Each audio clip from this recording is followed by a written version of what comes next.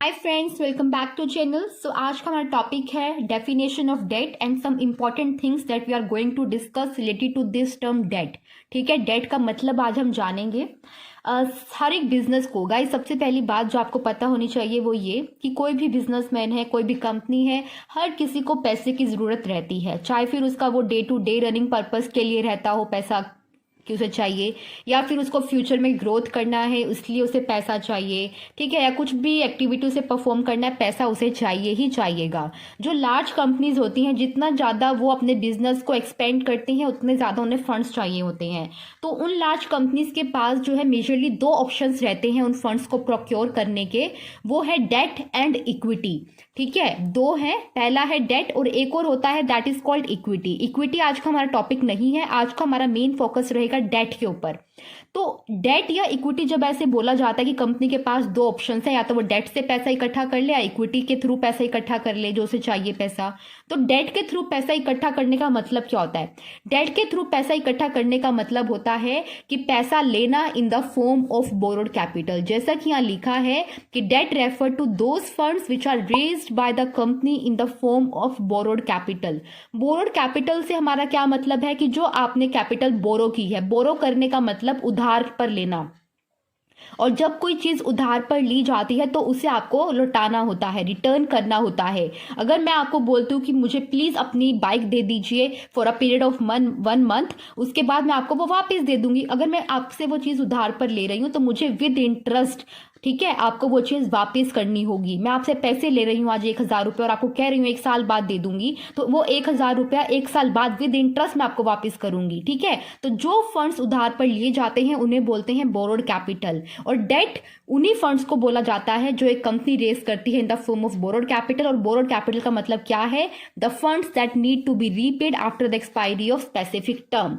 या आप अपने नॉर्मल जो आपकी जिंदगी रहती है उसमें लाइफ स्टाइल से भी आप जान सकते हो, जब भी कोई चीज आप किसी से बोरो करते हो तो that means you have to repay it, और वो भी विद इंटरेस्ट आपको करनी होती है। तो उसी का मतलब होता है बोरोड कैपिटल।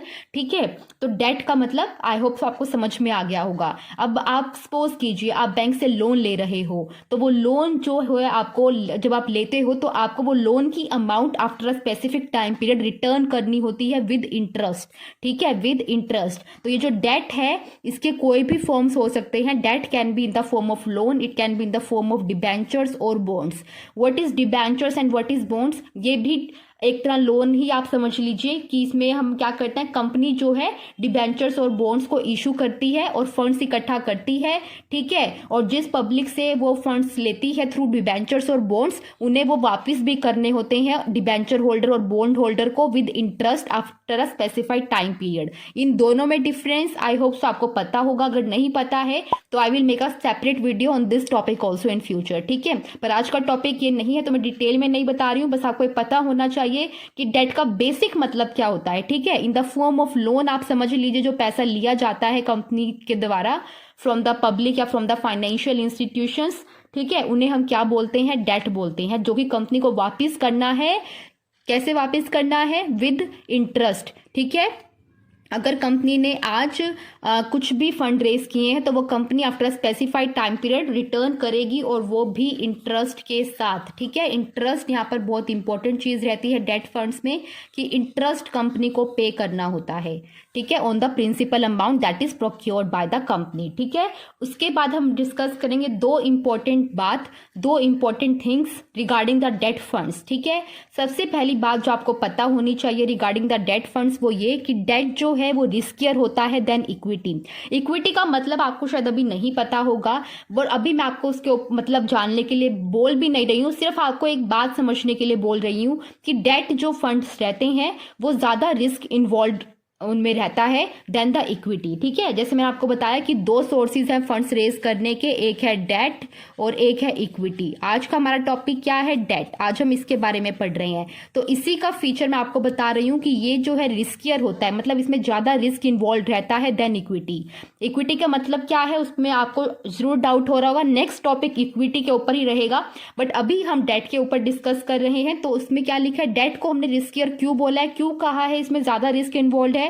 इसलिए कहा है क्योंकि डेट में आपको जो इंटरेस्ट पे करना होता है और जो प्रिंसिपल अमाउंट पे करनी होती है वो कंपनी के ऊपर ऑब्लिगेशन होती है।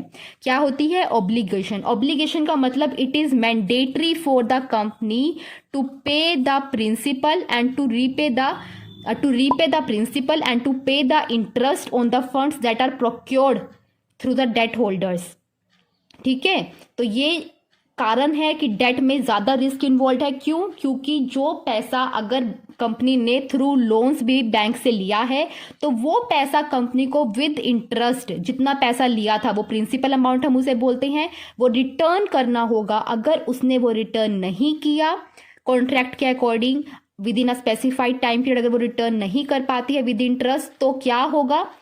तो कंपनी के ऊपर केस फाइल हो सकता है। जो बैंक है वो एक्शन ले सकता है अगेंस्ट द कंपनी। जो पब्लिक है, दैट मीन्स जो डेट होल्डर्स हैं जिन्होंने पैसा दिया है कंपनी को, वो कंपनी के खिलाफ एक्शन ले सकते हैं। ठीक है, इसीलिए बोला जाता है कि जो डेट है वो रिस्कियर है, क्योंकि उसके अंदर कंपनी के द्वारा जो भी पैसा इकट्ठा किया जाता है वो कंपनी को वापिस करना होता है टू द डेट होल्डर्स। और अगर वो वापिस नहीं करती है तो डेट होल्डर्स के पास ये राइट आ जाता है that they can take an action against the company. इसीलिए डेट रिस्कियर है। ठीक है, सिर्फ इतना समझना आपको अभी। और सेकंड इंपॉर्टेंट थिंग जो डेट के बारे में आपको पता होनी चाहिए वो ये कि debt is cheaper than equity. That means जो कॉस्ट इन्वॉल्व है in raising the funds through debt वो लेस है as compare to the equity. ठीक है, और वो लेस क्यों है?